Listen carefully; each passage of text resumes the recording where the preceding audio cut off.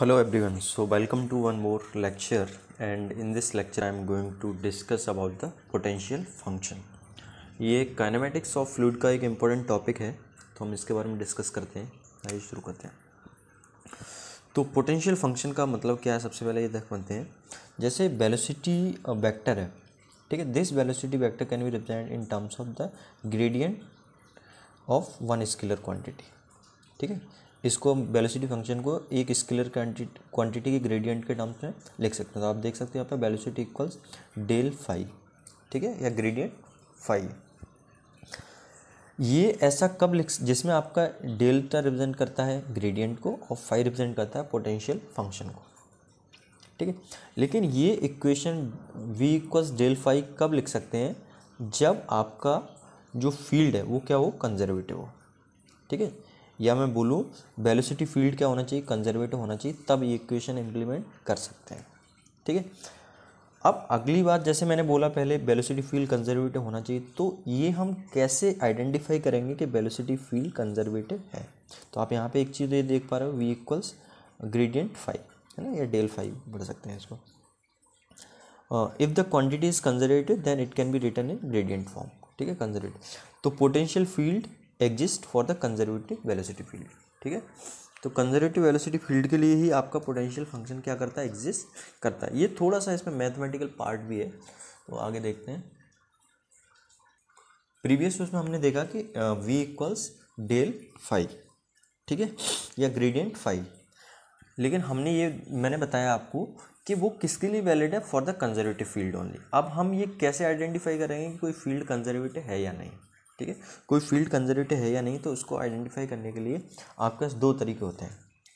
एक तो for conservative field line integral is invariant of path. जैसे फॉर एग्जांपल ये मान लो कोई फील्ड है, ठीक है, और इसमें ये ए से बी में कोई प्रोसेस हो रही है ना। तो ए से बी में कोई प्रोसेस हो रही है, तो यदि इसका लाइन इंटीग्रल है, ठीक है, तो line integral independent of path हो, मतलब आप ए से बी का लाइन इंटीग्रल निकालें, तो चाहे इस पाथ को फॉलो करे प्रोसेस, चाहे इस पाथ को फॉलो करे ये मूवमेंट, दोनों का लाइन इंटीग्रल सेम आए, ठीक है। दोनों का लाइन इंटीग्रल सेम आने का मतलब ये है कि ये पाथ पे डिपेंडेंट नहीं है, ठीक है। तो दोनों की सेम वैल्यू आए for path one and path two, ठीक है। तो ये क्या कहलाएगा, कंजर्वेटिव कहलाएगा, ठीक है। ये यहाँ पे आप देख पा रहे हो, line integral is invariant of path, मतलब चाहे ये प्रोसेस जो लाइन इंटीग्रल है वो सिर्फ एंड पॉइंट पे डिपेंड करे, चाहे ये प्रोसेस ये वाला पाथ फॉलो करे, चाहे ये वाला पाथ फॉलो करे, या फिर कोई दूसरा पाथ इस तरह से फॉलो करे। तो तीनों केसेस में जो आपका लाइन इंटीग्रल है वो क्या है, समान आएगा, एक जैसा आएगा, ठीक है। ये चीज़ हो गई।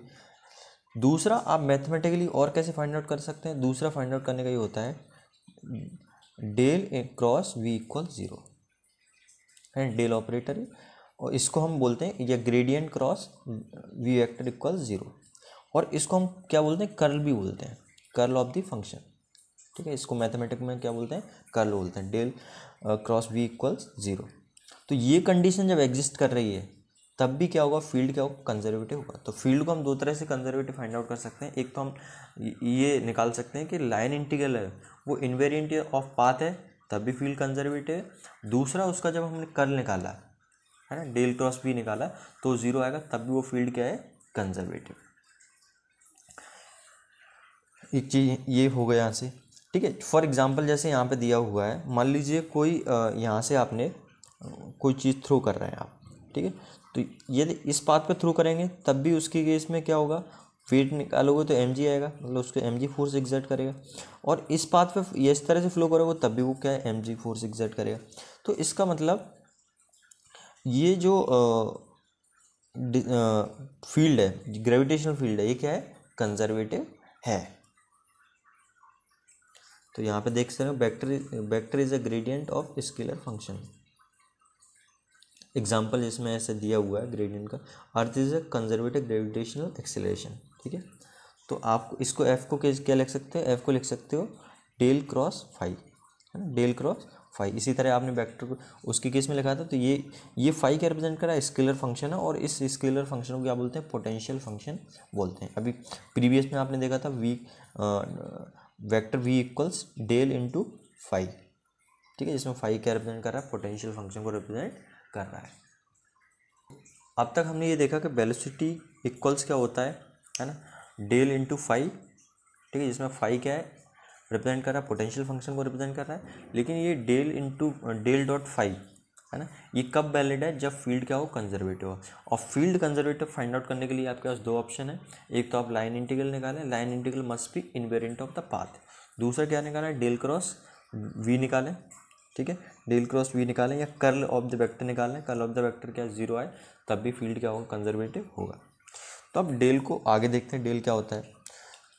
तो आप देख सकते हो डेल कहलाता है हैमिल्टनियन ऑपरेटर, हैमिल्टनियन ऑपरेटर। तो डेल इक्वल्स होता है del upon del X I, del upon del Y J, del upon del Z K, है ना, I cap J cap K cap क्या है, यूनिट वेक्टर है in direction X Y Z, ठीक है। तो इसको हैमिल्टनियन ऑपरेटर और डेल ऑपरेटर भी बोलते हैं। इसमें आप देख सकते हो del is not a vector quantity, ये ना तो वेक्टर क्वांटिटी है ना, नाइदर मैग्नीट्यूड नॉट डायरेक्शन, इसका कोई ना मैग्नीट्यूड है ना डायरेक्शन है। यदि del cross V equal zero है तो ही फाई एग्जिस्ट करेगा, ठीक है। आपने देखा इनिशियल, ये वहीं से आगे जो प्रीवियस आपका डिस्कशन हुआ है, प्रीवियस ने हमने क्या देखा है कि आपका del into V equals del dot phi आएगा, और V equals del dot phi आएगा, जिसमें आपका फाई क्या रिप्रेजेंट कर रहा है, पोटेंशियल फंक्शन रिप्रेजेंट कर रहा है।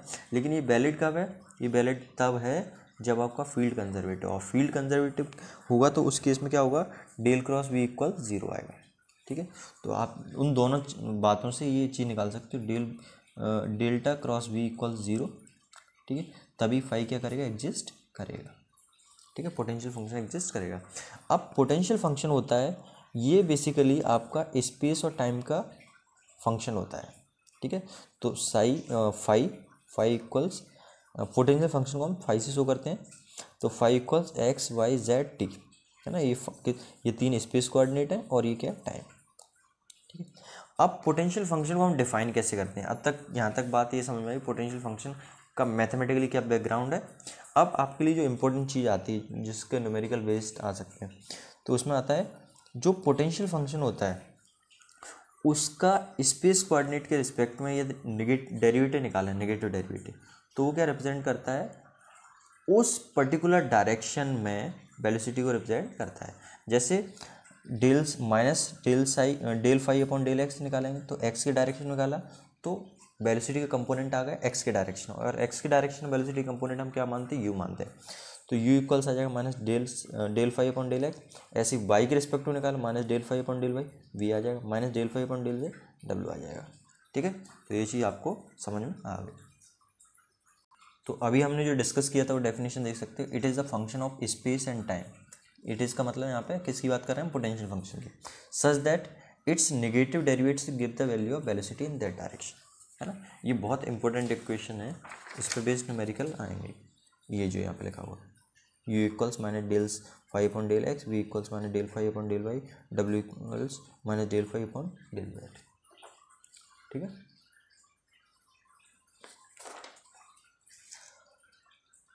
अब इसके बारे में कुछ फैक्ट्स हैं, ठीक है। डेल्टा क्रॉस वी, ठीक है, डेल्टा क्रॉस वी, इसको हम क्या बोलते हैं, वोर्टिसिटी भी बोलते हैं। क्या बोलते हैं, वोर्टिसिटी। अब इसको कैलकुलेट करने का सीधा फॉर्मूला, इसको डिटरमिनेंट फॉर्म में लिख सकते हैं, I J K del upon del X, del upon del Y, del upon del Z, और यहाँ पे कंपोनेंट्स आ जाएंगे यू वी डब्ल्यू।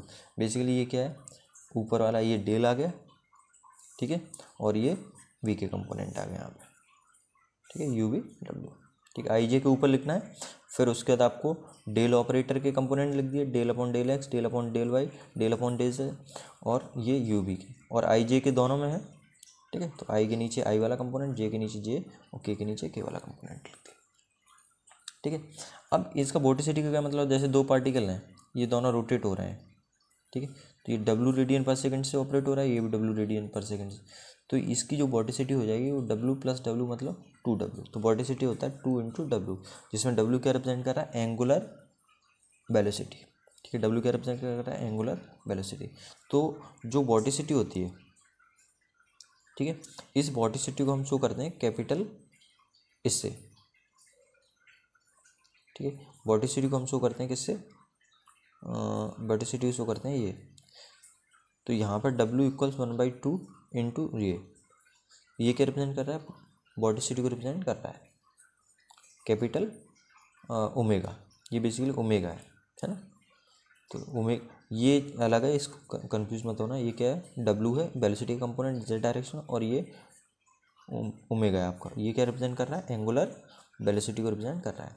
तो वो जो कैपिटल ओमेगा है, ठीक है, वो equals 2 into omega small omega, तो यहाँ पे W इक्वल्स आएगा 1/2 ओमेगा, जिसमें ये क्या रिप्रेजेंट कर रहा है, वॉटिसिटी। ठीक है। तो ये फाई एग्जिस्ट करेगा तो इसके लिए डेल्टा क्रॉस बी इक्वल्स 0 होगा। ठीक है, डेल्टा क्रॉस बी इक्वल्स क्या होगा, 0 होगा। तो डेल्टा क्रॉस बी इक्वल्स 0 हुआ है ना, तो इससे आपका क्या आ गया, ये वाला कंपोनेंट क्या है, 0 है ना। ये पूरा क्या रिप्रेजेंट कर रहा है, ये पूरा आपका रिप्रेजेंट कर रहा है साई को। ठीक है, ये 0 हो गया, तो इसका मतलब आपका ये यहाँ से ये W इक्वल्स 1/2 साई है, तो यहाँ से W इक्वल्स क्या आ गया, 0 आ गया, है ना। मतलब एंगुलर वेलोसिटी 0 है, और एंगुलर वेलोसिटी 0, तो इसका मतलब फ्लो क्या है, इररोटेशनल है। तो यदि वॉटिसिटी 0 होगी तो फ्लो कैसा होगा आपका, इररोटेशनल होगा। ठीक है, तो यहाँ पे ये कंडीशन फुलफिल हो रही है, तो इसका 3 मतलब है। इसका मतलब एक तो वॉटिसिटी 0 है, वॉटिसिटी 0 का मतलब एंगुलर वेलोसिटी 0 है, और फाई पोटेंशियल जो वेलोसिटी पोटेंशियल है वो एग्जिस्ट करेगा। ठीक है, तो फ्लो मस्ट बी इररोटेशनल, ये मैंने बता दिया। एंगुलर वेलोसिटी 0 है तो फ्लो क्या होगा, इररोटेशनल हो गया।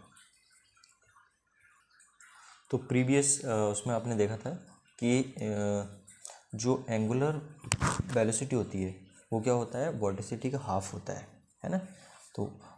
तो हम यहाँ वॉटिसिटी की जगह, ये आपने इसमें देखा था, ये देखो यहाँ पर W इक्वल्स 1/2 इंटू वॉटिसिटी, और वॉटिसिटी का फॉर्मूला क्या होता है, ये होता है।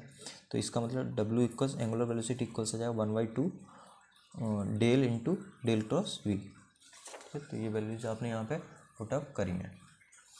तो W equals 1/2 del cross V, तो W इक्वल्स 1/2, और ये डेल क्रॉस V आपने इस तरह से कैलकुलेट किया है, cap I cap J cap K cap del upon del X, मतलब ये जो डेल्टा ऑपरेटर है ना, डेल है, इसकी वैल्यू पुटअप करी, D upon D X, del upon del X, del upon del Y, del upon del Z, X Y और Z direction, मतलब आई के रिस्पेक्ट में जे के, ऐसे वी के कंपोनेंट क्या है, यू वी डब्ल्यू, ठीक है, आई जे के डायरेक्शन में। तो जब इसको आप सॉल्व करोगे तो ये बेसिकली क्या है, किसके इक्वल है, इसको आप सॉल्व करोगे। ठीक है, तो इसको जब आप सॉल्व करोगे तो आई कैप को सॉल्व किया, तो आप किसको कंसीडर करोगे, कैसे सॉल्व करते हैं, जैसे आई कैप को सॉल्व करोगे तो आप ये वाला और ये वाला क्रॉस हो जाएंगे, तो ये del upon del Y into omega, या फिर मैं इसको बोलूँ del omega upon del Y minus del B upon del Z हो जाएगा। ठीक है, 1/2 रहेगा पैरेलली। ऐसे ही फिर आपको इसके रिस्पेक्ट में निकालना है, तो क्या होगा, ये क्रॉस हो गया, ये क्रॉस हो गया, तो del upon del X into ये, तो del W upon del x minus del you upon del Z. ठीक है, ऐसे के रिस्पेक्ट में निकालेंगे तो क्या हो जाएगा, ये क्रॉस, तो del B upon del x minus del you upon del Z. ठीक है, के रिस्पेक्ट में आपने निकाला तो क्या हो गया, del B upon del x minus del you upon del y. ठीक है, के रिस्पेक्ट में निकालना है तो ये कैंसिल, तो del B upon del x minus del you upon del y, तो ये लिख दिया आपने। ठीक है, तो आप देखोगे यहाँ से, ठीक है, तो यहाँ से एक चीज़ आ गई, यदि फ्लो इरिटेशनल होगा तो ये भी इक्वल 0 हो जाएगा, बी इक्वल 0 हो जाएगा, और ये भी इक्वल क्या हो जाएगा, 0। तो W X equal W Y equal W Z, तो ये इरिटेशनल फ्लो, तो ये कॉन्सेप्ट आपका यूज़ होगा न्यूमेरिकल्स में। So this is it, thank you.